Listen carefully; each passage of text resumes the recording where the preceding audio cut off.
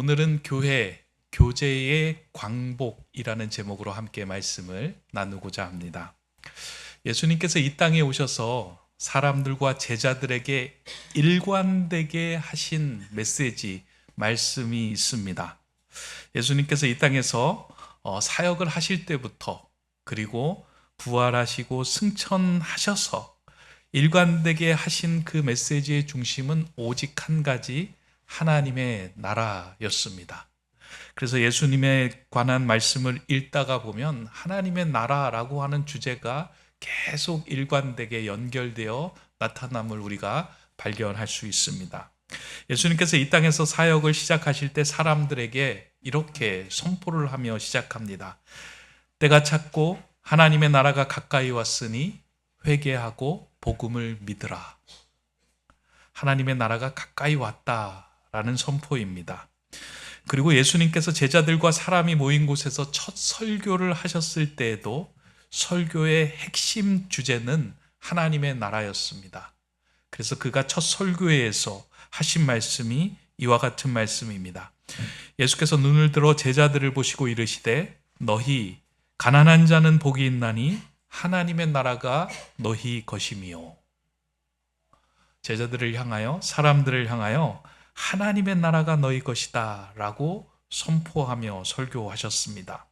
그리고 십자가에서 고난을 당하시고 죽음에서 부활하신 후에 제자들을 찾아가 40일 동안 그들과 함께 머물면서 예수님이 하신 말씀의 핵심 메시지 또한 하나님의 나라였습니다. 사도행전 1장 3절에 나오는 말씀입니다. 그가 고난 받으신 후에 또한 그들에게 확실한 많은 증거로 친히 살아계심을 나타내사 40일 동안 그들에게 보이시며 하나님 나라의 일을 말씀하시니라. 그러니까 40일 동안 제자들과 함께 머물면서 하나님 나라에 승천하시기 전에 하나님의 나라에 관한 이야기를 그들과 나누셨다라는 겁니다. 예수님의 마음을 온통 채우고 있었던 한 가지 주제는 하나님의 나라였습니다. 그렇기에 제자들뿐만 아니라 예수님을 만나는 모든 사람들은 예수님에게 물었습니다. 하나님의 나라가 무엇입니까? 하나님의 나라가 언제 옵니까? 하나님의 나라를 어떻게 이 땅에서 구현하면 됩니까? 라고 물었습니다. 바리새인들 또한 예수님의 나라에 대해서 궁금하여 그에게 질문하였습니다. 그때 그 질문을 하는 바리새인에게 예수님은 이렇게 말씀합니다. 새 한글 성경으로 한번 읽어보도록 하겠습니다. 예수님이 바리새파 사람들한테 질문을 받으셨다. 하나님의 나라가 언제 오는가 하는 것이었다. 예수님이 그들에게 대답하셨다. 하나님의 나라는 눈으로 볼 수 있는 징표들과 함께 오는 것이 아닙니다. 보세요, 여기 있어요 또는 저기 있어요 하고 사람들이 말하지도 않을 것입니다. 보세요, 하나님의 나라는 여러분 가운데 있기 때문입니다. 예수님께서는 하나님의 나라를 묻는 그들에게 하나님의 나라는 여러분 가운데 임하고 여러분 가운데 있습니다 라고 말씀합니다. 예전에 개역개정에는 여러분 안에 라고 하는 말을 너희 안에 있다 라고 말씀합니다. 우리가 이 말씀을 통하여 한 가지 알게 되는 것은 하나님의 나라는 개인에게 임하는 것이 아니라 우리 가운데, 공동체 가운데, 교회 가운데 그 안에 거하게 되는 것이다 라는 말씀입니다. 너무나도 이 말씀은 중요한 말씀입니다. 교회는 개인이 혼자 신앙생활하기 위하여 이루어진 곳, 개인이 혼자 예배하기 위하여 나오는 곳이 교회가 아닙니다. 교회는 예수 그리스도를 믿는 사람들이 하나의 공동체가 되어서 이 공동체의 모임과 사귐과 그 안에서 이루어지는 일들을 통하여 하나님께 올려드리는 그 예배의 그 모임입니다. 그렇기 때문에 나는 목사님 교회에서 예배 드릴 때 나 혼자 예배 드리겠습니다. 다른 사람들과 관계하는 것도, 관계 맺는 것도 싫고요. 그냥 혼자 조용히 예배 드리고 돌아가겠습니다 라고 하는 것, 그럴 때 하나님의 나라는 그분에게 임하지 않습니다. 하나님은 너희 안에 있고 여러분 안에 있고 교회 안에 있고 공동체 가운데 임한다라고 말씀합니다. 이 말씀은 교회의 본질과 사명이 어디에 있어야 하는지를 정확하게 우리에게 알려주는 말씀입니다. 이 땅에 하나님의 나라를 세워가는 교회로 부름을 받은 우리에게 너무나도 중요한 말씀이 이 구절입니다. 교회는 개인 신앙생활 하기 위해 이루어진 예배당이 아닌 함께 교제하는 신앙 공동체로 세워가는 곳이어야 합니다. 따라서 교회를 교회답게 하며 교회가 세상의 빛이 되기 위하여 반드시 회복해야 하는 것은 교회를 살아있게 하는 이 교제, 우리가 알고 있는 헬라어 코이노니아, 이 빛을 교회가 품고 있을 때에 교회는 다시 세상의 빛이 될 수 있습니다. 교회에서 이 코이노니아, 교제라고 하는 것은 우리의 몸을, 육신의 몸을 구성하고 있는 근육과도 같다라고 생각해도 틀리지 않을 겁니다. 우리의 몸에서 근육이 소실되거나 근육이 끊어지면 우리는 움직일 수도 없고 어떤 원활한 일상의 삶을 살아갈 수 없게 됩니다. 혹시 여러분들도 다리나 팔이나 어딘가에 다쳐가지고 근육을 이렇게 상하게 한 적이 있잖아요. 그때 얼마나 불편합니까? 근데 이것이 심해지면요, 우리의 몸의 모든 근육이 다 소실되고 사라지게 되면 일상의 삶을 살아갈 수 없습니다. 교회도 마찬가지예요. 교회가 건강하게, 교회가 빛으로 살아가기 위해서 각 성도들의 교제가 온전하게 작동될 때 그 교회는 빛이 되고 교회 역할을 감당할 수 있습니다. 근육이라고 하는 것, 저희 아이도 이제 운동을 하다 보니까 매번 이렇게 이제 헬스장에서 운동하고 와갖고 거울 앞에 서가지고 이렇게 이제 쓰고 뭐 이것들을 많이 합니다. 근데 그 근육들을 아이들이 이제 근육을 키울 때 보면은요, 이 살에 갈라지는 이렇게 흔적들이 자꾸 보여요. 그러니까 아이가 담을 수 있는 이상의 것들을 이제 막 운동하고 나면 이렇게 살이 쭉쭉 터집니다. 근데 이게 겉으로만 외면으로만 터지는 것이 아니고요. 사실은 그 속으로 근육들이 미세한 손상을 입는 거예요. 그 손상되었던 근육들이 다시 회복되는 과정을 통해서 근육이 단단해지고 힘이 세지고 불어나게 되는 거다라는 것입니다. 저는 교회도 마찬가지다, 교제도 마찬가지다라고 생각을 합니다.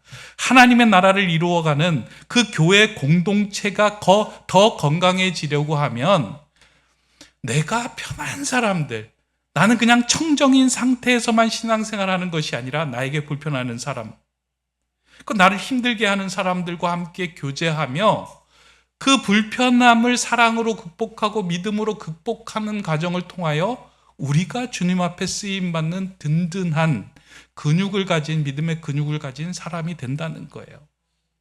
그래서 교회 공동체는 이러한 과정들을 계속해서 진행해 나감을 통해서 믿음의 교제 가운데 성장하고 믿음의 교제 가운데 더 단단하게 뭉쳐질 때 하나님께 온전하게 드릴 예배 공동체, 하나님이 기뻐하시는 하나님의 나라가 거기로부터 시작되는 것입니다. 교제를 뜻하는 헬라어는 코이노니아라고 말씀을 드렸습니다. 이 코이노니아의 뜻은 함께 사귐이라는 뜻이에요.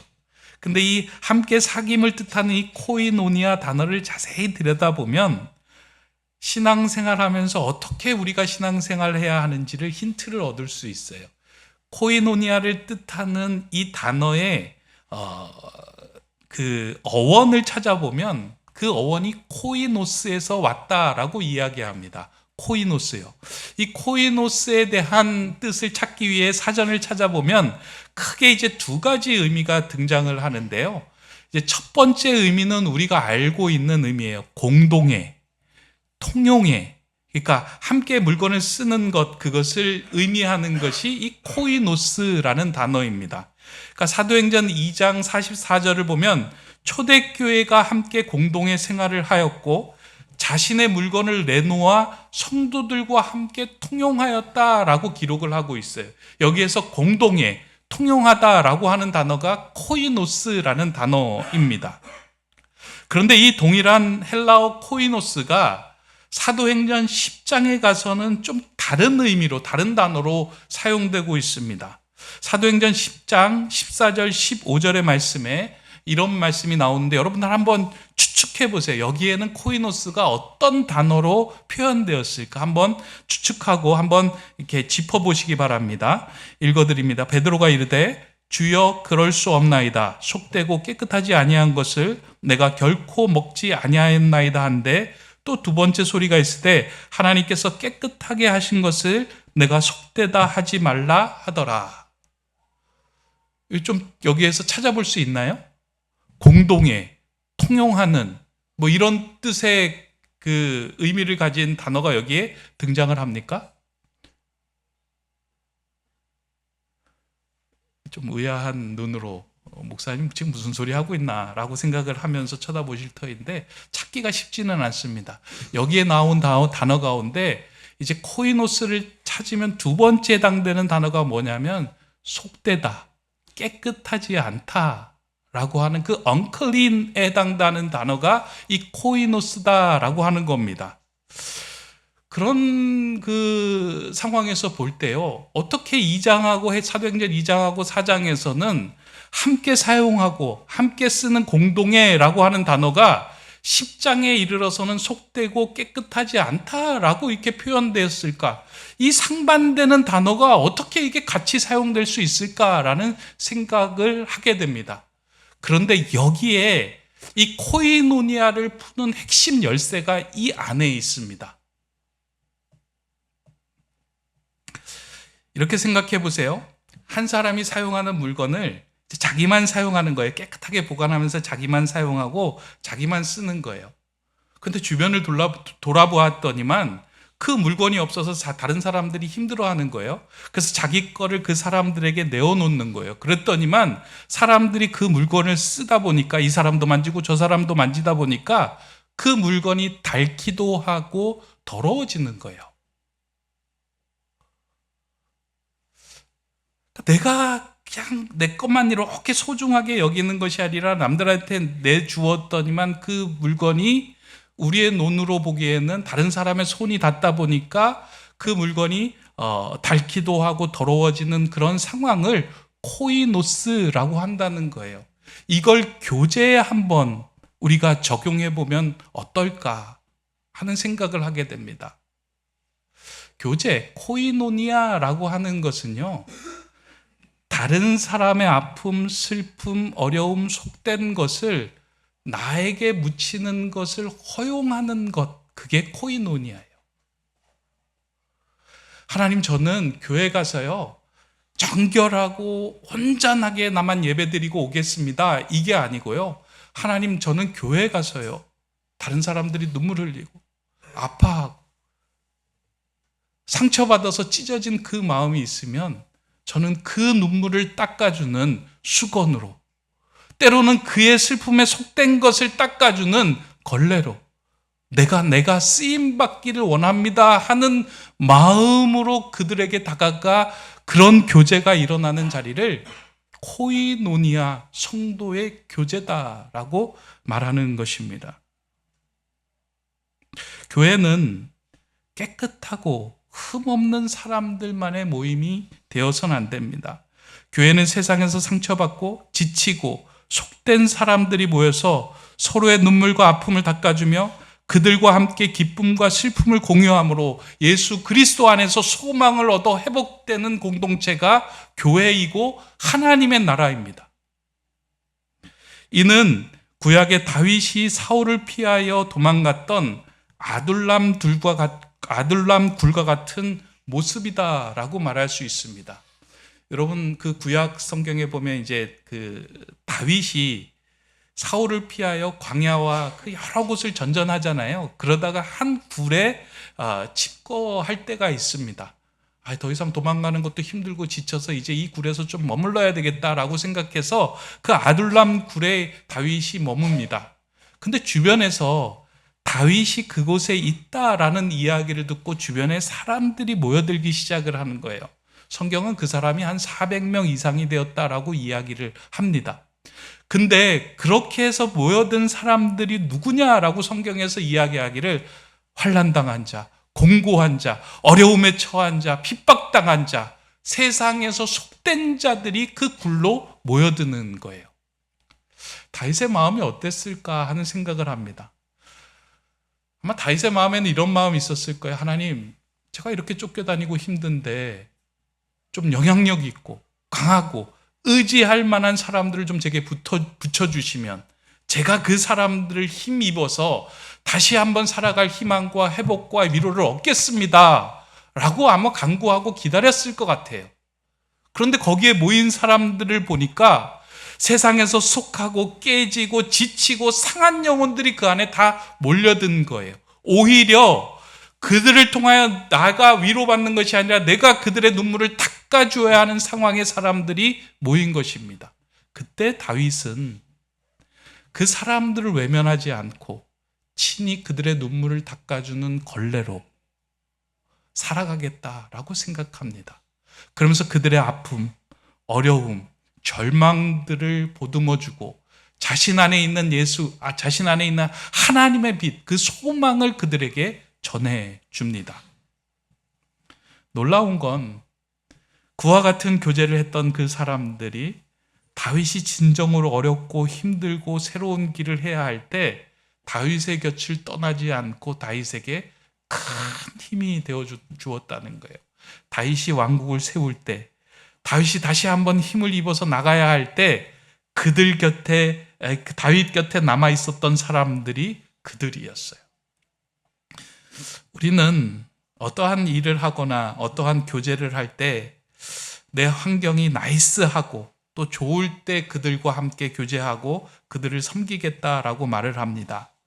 그런데 다윗의 상황은 그 상황이 절대 나이스하지 않은 상황이었습니다. 여유도 없었습니다.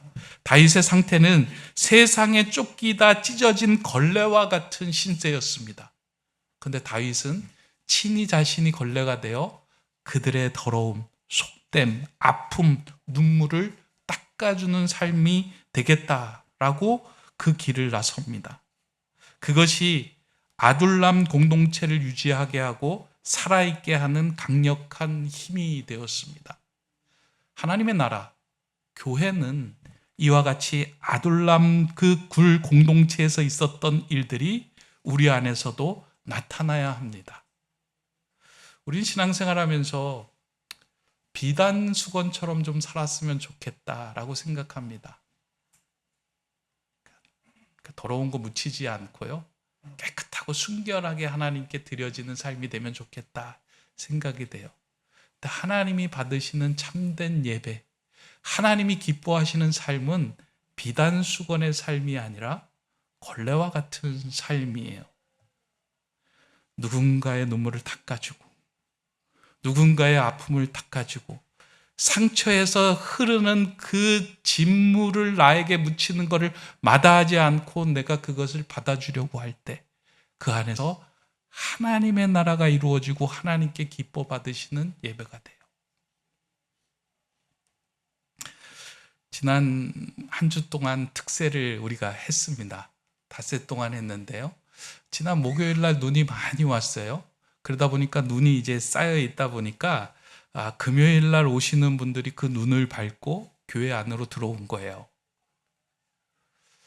목요일까지는 교회 바닥이 깨끗했는데 금요일 보니까 그 눈 밟은 발자국으로 앉아서 기도하고 돌아간 그 자국을 보니까 막 교회가 막 너무 이제 막 더러운 거예요. 그래서 교역자들하고 저희가 걸레를 가지고 하고 그걸 막 청소를 했어요. 청소를 하면서 제가 기뻤을까요? 화가 났을까요? 예? 짜증이 났을까요? 이게 기뻤을까요? 저는 사실은 너무 기뻤어요. 왜 기뻤는지 아세요? 하나님, 함께 기도할 수 있는 사람들을 보내주셔서 너무 감사합니다. 만약에 그 사람들이 없었다면 이 교회 이 공간은 깨끗해져 있었을지 모르지만 그 사람들이 이 공간에 발을 딛고 와서 함께 기도하고 교회를 위해 기도하고 하나님 나라를 위해 기도할 수 있는 사람들이 있다는 것, 그거 너무 감사합니다. 제가 성도들을 품고 기도할 수 있는 사람 보내주셔서 감사하고, 저의 기도 안에 그 성도들의 아픔과 어려움들을, 그 눈물을 닦아낼 수 있는 그러한 기도의 내용들이 담겨지게 해주셔서 너무 감사합니다. 저는 비단 수건이 아니라 목회자로서 그들의 아픔과 어려움이 저에게 묻혀지는 것을 마다하지 않는 그런 걸레와 같은 삶이 되기를 소망합니다. 그러면서 이제 그걸 닦으면서요, 마음이 참 좋더라고요. 저는 이런 마음들이 저와 여러분들의 마음에 같이 공유되는 마음이 되면 좋겠다 생각을 이렇게 합니다. 예수님께서 하나님의 나라를 어떻게 이루어갈까라고 하시는 그 사람들의 질문에 대해서 하나님의 나라는 개인이 아니라 공동체에 있다라고 말씀을 하셨잖아요. 근데 이게 그냥 말씀만 하신 것이 아니고요, 기도할 때도 우리에게 그렇게 알려주셨어요. 예수님, 우리가 어떻게 기도해야 합니까? 라고 이야기하자 예수님이 기도를 알려주시잖아요. 주기도문. 이 개인 기도문이 아니에요. 내가 오늘 기도해야 되겠다, 이 주기도문 그래서 혼자 한번 해봐야 되겠다라고 기도하는 것 물론 의미가 있겠지만, 자세히 들여다보면 그 주기도문은 개인에게 주신 기도가 아니라 하나님의 이 나라를 이루어가는 공동체에 주신 기도문이에요. 그래서 하늘에 계신 우리 아버지여 라고 기도하라고 말하잖아요. 그리고 그 기도문의 간구의 내용을 보면 우리에게 일로 갈 양식을 주시옵고 라고 기도하잖아요. 우리가 우리에게 죄진 자를 사하여 준 것 같이 라고 이야기하잖아요. 그렇다면 그 기도를 할 때 우리에게 양식이 우리에게 주어질 때 그 양식은 나만의 양식이 아니라 함께 공동에 통용할 수 있는 그 양식이 된다라는 것, 그 마음을 가지고 성도의 교제의 삶을 살아갈 때 그 공동체는 하나님의 나라를 일구어가는 공동체가 됩니다. 예수님은 고귀하고 거룩하고 정결하신 분이었습니다. 그러나 그러한 분임에도 불구하고 가장 속된 자리에 오셔서 사람들에게 그 속된 것, 고통, 그 더러움을 자신에게 묻는 것을 마다하지 않으시고 그들과 함께 하시며 그들의 친구가 되어 주셨습니다.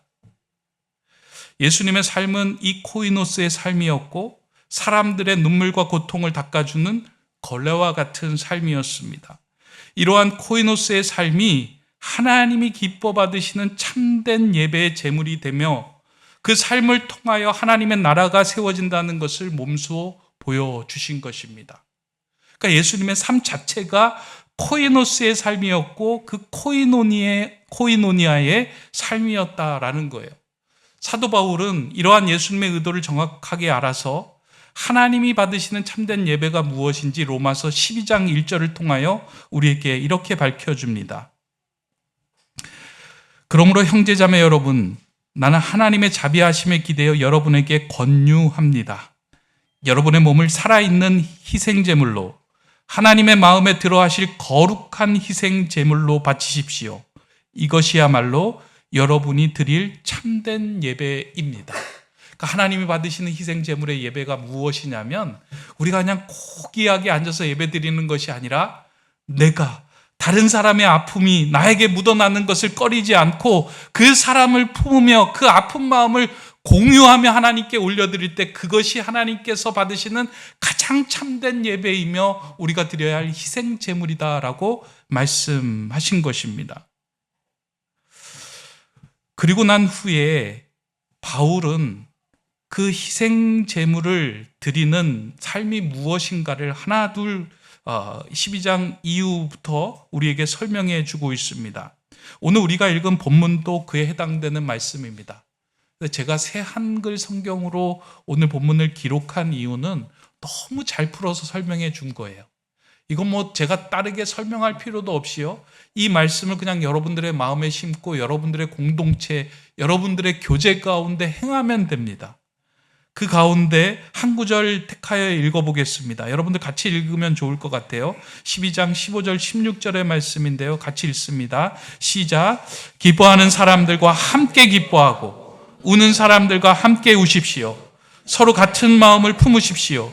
주제넘은 생각을 버리고 낮은 처지의 사람들과 기꺼이 어울리십시오. 스스로 슬기롭다고 착각하지 마십시오. 교회가 성도들의 삶이 어떠해야 되는지를 이야기한다면 이 코이노니아의 삶이 우리 안에서 회복될 때 하나님의 나라가 이루어지게 된다라고 하는 것을 꼭 기억해야 합니다. 교회는 교회다움을 회복할 때 빛이 나고 성도는 성도다움을 회복할 때 빛이 납니다. 그 교회가 교회다움, 성도가 성도다움의 가장 근간을 이루는 삶이 무엇이냐? 그게 코이노니아하고 성도의 교제고 함께 사귐입니다. 교회 다시 빛이다. 어떻게 빛으로? 어디서부터 그 빛을 찾아야 하는가? 멀지 않고 가까운 데 있습니다. 여러분들과 함께하는 성도들, 함께 예배하는 성도님들, 그 성도님들의 아픔과 눈물을 여러분들이 외면하지 않고 그들 곁에 서 있는 것 그거 하나로 그들의 아픔과 그들의 속된 것이 묻어나오는 것을 피하지 않는 자리에 있는 것 하나만으로 우리는 참된 예배를 드리는 하나님 나라를 일구어가는 공동체가 됩니다. 여러 차례 제가 말씀을 드린 적이 있는 것 같아요. 교회 예배 드리면서 그냥 앞만 보고 저만 보고 예배 잘 드렸다, 예배 잘 못 드렸다 이렇게 하고 예배 그냥 돌아가시지 마시라고 말씀을 몇 번 드렸습니다. 주변 한번 돌아보세요. 누가 울고 있는지, 누가 얼굴이 어두운지, 누가 절망에 빠져 있는지, 누가 병들어 있는지, 누가 속상해하고 있는지, 누가 관계 때문에 지금 절망에 빠져 있는지 옆에 가서 내가 뭐 어떻게 도와주면 되겠니? 그렇게 물어줄 수 있다면 그 공동체는 다시 빛이 회복되는 은혜 공동체가 될 것입니다. 이제 그 빛이 우리에게 다시금 회복되기를 원하며 다시 한 걸음 내딛고자 합니다. 그래서 올해 순편성은요, 예년과 달리 좀 제비를 뽑아서 하려고 합니다.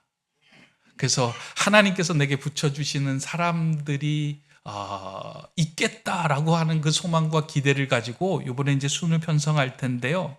여러분들이 제비를 뽑다 보면 여러분 마음에 그런 생각이 들 거예요. 저 사람은 좀 피했으면 좋겠다. 저 사람하고는 좀 됐으면 좋겠다 하는 사람이 분명히 있어요. 사람은 감정의 동물이기 때문에. 그런데 여러분이 불편하다라고 생각되는 그 사람, 그 상황들을 가지고 사랑과 믿음으로 극복함을 통하여 하나님께 올려드리는 희생제물로 삼으시기 바랍니다. 그게 하나님이 받으시는 가장 귀하고 참된 예배다라고 이야기하고 있는 거예요. 너의 예물을 제단에 드리려다가 혹시 형제가 속상한 마음이, 형제와 풀지 못한 마음이 있으면 제물을 거기에 두고 가서 형제와 화목하고 화해하고 제단에 와서 제물을 드려라. 그 제물을 내가 받겠다라고 말씀하잖아요. 가장 아름다운 예배, 가장 헌신된 예배, 가장 기쁜 예배는 무엇이냐면 헌금 많이 가져오고 오는 게 아니에요. 거룩하게 여기서 찬양하는 게 아니에요. 여러분의 일상의 자리, 여러분과 함께하는 사람들에게 그분의 아픔, 그분의 어려움, 그분의 힘듦을 나에게 묻히는 것을 외면하지 않고 그 자리에 서 있어 주는 겁니다. 그래서 이번 수는 좀 그런 기대를 가지고 여러분들이 이 순을 좀 세워가면 좋겠다 생각이 됩니다. 그래서 오늘 이제 마지막 그 말씀인데요. 어떻게 그 순을 이렇게 세워가야 할까? 오늘 본문 10절의 말씀을 우리가 한번 큰 목소리로 읽으면서 한 걸음 내딛고 이 코이노스의 삶으로 나가도록 하겠습니다. 오늘 보면 10절의 말씀입니다. 함께 한 목소리로 있습니다. 시작. 형제 자매의 사랑으로 서로 아껴주고 서로 존중하는 일에 앞장서십시오. 아멘. 기도하겠습니다. 좋으신 하나님, 하나님께서 세워주신 우리 높은 뜻 세움교회가 다시 세상의 빛을 발하는 교회가 되기를 소망합니다. 하나님 안에서 한 가족이 되게 하신 우리 공동체에 이 코이노스의 삶이 회복되게 하여 주셔서 내게 주신 사람들의 아픔과 눈물을 기꺼이 함께 지고 가는 그런 공동체 되게 하여 주시옵소서. 이러한 성도들의 교제를 통하여 함께 은혜를 경험한 사람들이 주 안에서 힘과 용기를 얻게 하시고 어렵고 힘들 때 이 교회를 떠나 도망하는 것이 아니라 지치고 상한 마음을 들고 들어오는 공동체 되게 하여 주셔서 우리 공동체가 누구든지 사람들을 받아들여 새롭게 세워가는 하나님의 나라의 공동체가 되게 하여 주시옵소서. 이러한 코이노스의 삶과 모범을 보여주신 우리 주 예수 그리스도의 이름으로 기도드립니다. 아멘.